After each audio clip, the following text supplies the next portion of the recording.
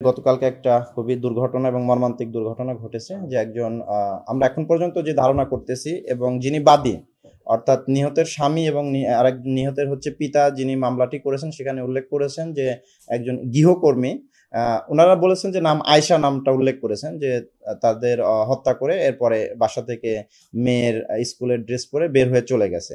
তো আমরা সেই সূত্র ধরেই গতকালকে আমরা বিভিন্ন জায়গায় আমরা প্রায় 2টা জায়গায় অভিযান চালিয়েছি রাতে প্রায় ভোর রাত পর্যন্ত। তো আমরা ওইখানে দুঃখজনকভাবে ব্যর্থ হয়েছি। আজকে সকালেও আমাদের 2টা টিম বের হয়েছে অভিযানে। পাশাপাশি আমরা ডিবি, পিবিআই, সিআইডি এবং আমরা র্যাবের সহযোগিতা নিচ্ছি। আমরা সেনাবাহিনীর সহযোগিতাও চেয়েছি। আমরা সার্বিকভাবে এখন পর্যন্ত আমরা আসামির অনেক কিছুই আমরা যেটা উদ্ঘাটন করতে পেরেছি সেটা হয়তো তদন্তের স্বার্থে আমরা এখন বলতেছি না। তবে আশা করি ইনশাল্লাহ আমাদের অগ্রগতি আছে, দ্রুত সময়ের মধ্যে আমরা একটা ভালো রেজাল্ট দিতে পারবো।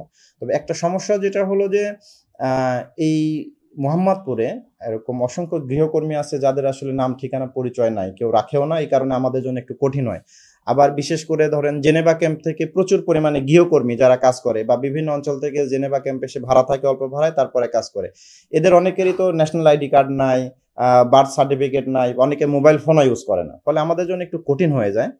আর আরেকটা সমস্যা যেটা হয়েছিল আপনাদের মাধ্যমে যেটা আমি জানাতে চাচ্ছি যে আমরা এই মোহাম্মদপুরে যেহেতু ক্রাইম প্রবণ এলাকা, তাই ক্রাইম প্রবণ এলাকা হওয়ার ফলে আমরা সবসময় সাধারণ জনগণদেরও আমরা অনুরোধ করেছি বা সিটি কর্পোরেশন সহ অন্যান্য কর্তৃপক্ষকে যে এই এলাকায় প্রচুর পরিমাণে সিসিটিভি স্থাপন করাটা জরুরি। যেমন গতকালকে আমরা একটা অভিযান তদন্ত আগাইতে গিয়ে ইনি কোথায় থেকে আসলেন কোথায় গেলেন এই যে গৃহকর্মীটা, একসময় গিয়ে আমরা সিসিটিভির ফুটেজের অভাবে খুব বেশি অগ্রগতি করতে পারি নাই। আবার আরেকটা বিষয় হলো যে মোহাম্মদপুরে তো বেশ কিছু এলাকা আছে খুবই সমৃদ্ধ উন্নত, আর কিছু এলাকা আছে বস্তি এলাকা। তারপরে সমৃদ্ধ এলাকাতেও আপনার সন্ধ্যার পরে লাইট নাই, অন্ধকার থাকে, ফলে অপরাধীদের জন্য অপরাধ করাটা সহজ হয়ে থাকে। তো আমরা এই মর্মান্তিক দুর্ঘটনার নিঃসন্দেহে ইনশাল্লাহ আমরা খুব দ্রুত সময়ের মধ্যে যিনি অভিযুক্ত এবং যিনি এই হত্যাকাণ্ডের সাথে জড়িত তাকে ধরতে সক্ষম হবো ইনশাল্লাহ। আমাদের বেশ কিছু অগ্রগতি আছে। পাশাপাশি আমরা যাতে অতির ভবিষ্যতে এরকম দুর্ঘটনা ঘটনা না ঘটে এই জন্য আমরাও তৎপর থাকবো। পাশাপাশি যারা আমাদের শুনতেছেন বা জানতেছেন তাদের অনুরোধ থাকবে যে অপরিচিত গৃহকর্মী তাদের সবসময় ভোটার আইডি কার্ড বা আমরা কিন্তু ওই যে ভাড়াটিয়া যাদের তাদের একটা ফর্মও দিয়ে রাখি, এই ফর্মগুলো দিতে অনেক অনীহা প্রকাশ করেন, এটা যাতে আমাদের দেন। মানে দিন শেষে আমরা কিন্তু স্বল্প পুলিশ নিয়ে বৃহৎ সংখ্যক মানুষের সেবা দেই। তো সবাই যদি এগিয়ে আসেন তাহলে আমরা এইরকম ধরনের একটা মর্মান্তিক ঘটনা থেকে, দুর্ঘটনা থেকে, নিহত ঘটনা বের হতে পারবো। সুরতাল রিপোর্টে খুবই এটা মানে বিভৎস একটা ঘটনা। আপনি জানেন যে যিনি নিহত মানে আম্মা, যিনি মা, তার শরীরে 30টা আঘাতের চিহ্ন পাওয়া গেছে এবং যিনি মেয়ে তার শরীরে 6টা আঘাতের চিহ্ন পাওয়া গেছে এবং যিনি মা অর্থাৎ যিনি নিহত হয়েছেন তার নাম হচ্ছে লাইলা আফরোজ, তার বয়স হচ্ছে 48, স্বামীর নাম হচ্ছে এজেড আজিজুল ইসলাম। তার শরীরে 30টা আঘাতের চিহ্ন পাওয়া গেছে এবং তিনি ওই বাসাতেই মারা গেছেন। আর যিনি মেয়ে নাফিজা লাওয়াল, তার বয়স মাত্র 15 বছর, তিনি একজন শিক্ষার্থী।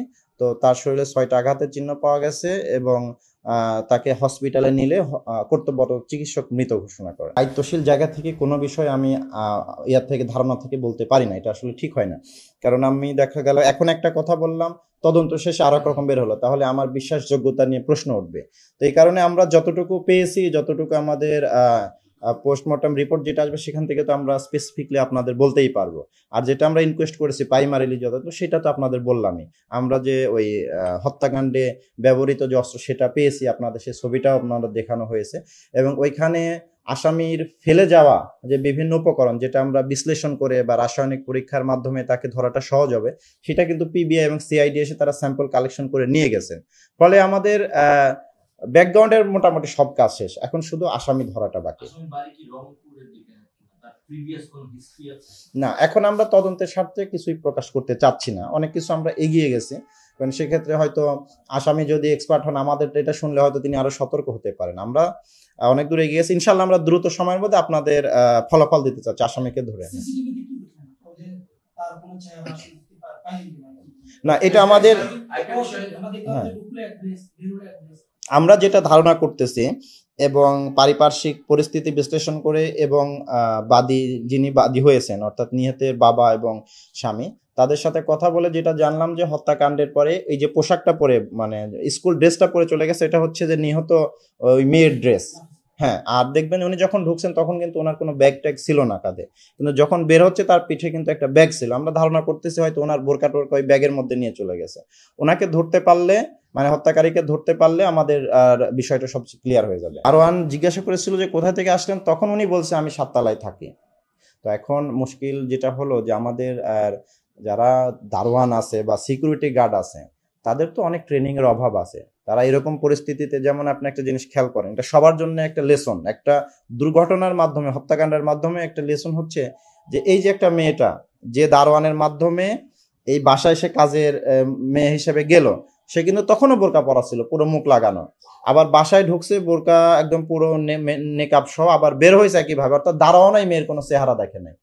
এটা একটা দারোয়ান হিসেবে তার এটা করা উচিত না। সে তো তার দায়িত্ব অবহেলার মধ্যে পড়ে গেছে এটা, মানে যদি আমি জেনারেলি চিন্তা করি। কারণ একজন অপরিচিত লোক ঢুকতেছে, তার চেহারা দারোয়ান দেখলো না, সিসিটিভিতে আসলো না, এটা তো একটা প্রশ্ন করা উচিত ছিল দারোয়ানের বা ওইখানে যারা সংশ্লিষ্ট কর্তৃপক্ষ আছে বা ম্যানেজারের। তো এটা আশা করবো এর পরবর্তীতে আজ আমরা সবাই তো সচেতন থাকতে চাই, নিরাপদ থাকতে চাই, আমাদের স্ত্রী সন্তানকে বাসায় রেখে আমরা কর্মক্ষেত্রে চলে যাই। তো আমাদের কিন্তু অনেক অংশ নির্ভর করে বাসার দারোয়ান, সিকিউরিটি গার্ড, ড্রাইভার এদের উপরে। তো এদের যদি আমরা সচেতন করে, যেভাবে অপরিচিত কেউ থাকলে তার নাম, ঠিকানা, ছবি টবি বা আইডি কার্ড সহ তার চেহারা স্বরূপ নিয়ে যদি বাসায় ঢুকানো যায় বা হিস্ট্রি রাখা যায়, তাহলে কিন্তু সে একটা মানসিক ভয়ের মধ্যে থাকে যে আমি অন্যায় করলে তো আমার সবকিছু রাখা আছে নিচে, আমাকে তো ধরাটা সহজ হবে। এই ক্ষেত্রে এটা কিছুই হয় নাই। মানে এই যে গত 4 দিন যে এই মহিলা ধারাবাহিকভাবে এই বাসায় ঢুকেছে, কাজ করেছে, বের হয়েছে, কেউ কোনো তথ্য জানেন, ইভেন যিনি গৃহকর্তা তার সাথেও কোনো যোগাযোগ হয়নি, এবং তারাও জিজ্ঞাসা করেন কোথায় থেকে আসলো, কি কাজ করে, কেন আসলো। মানে এখন পর্যন্ত আসলে নিহত তো স্ত্রী এবং মেয়ে মারা গেছে, এটা তো খুবই মর্মান্তিক ঘটনা, আপনারা জানেন। এই কারণে আসলে তাকে তো এত প্রশ্ন মানে আমরা জর্জরিত করতে পারি নাই। আমরা তার প্রতি শোক কামনা করি এবং তার জন্য আমাদের দোয়া থাকবে। আর আরো একটা বিষয় জানেন যে যিনি যারা নিহত হয়েছেন তিনি কিন্তু আমার নিজের এলাকার, মানে আমার নাটোরের। ফলে এমনিতেই আমাদের একটু খারাপ লাগার জায়গাটা বেশি, কারণ আমরা তাকে উনি এফআইআরটা দিয়ে গেছেন। এরপর আমরা হয়তো তদন্তের স্বার্থে পরবর্তীতে জিজ্ঞাসা করে জানতে পারবো।